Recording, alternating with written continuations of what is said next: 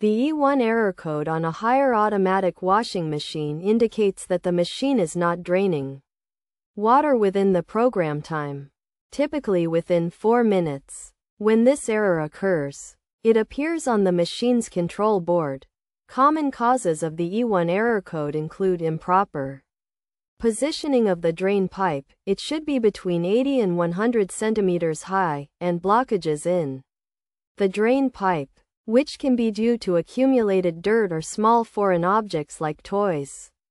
To resolve the issue, start by checking the drain pipe's position, ensuring it is horizontal on the ground.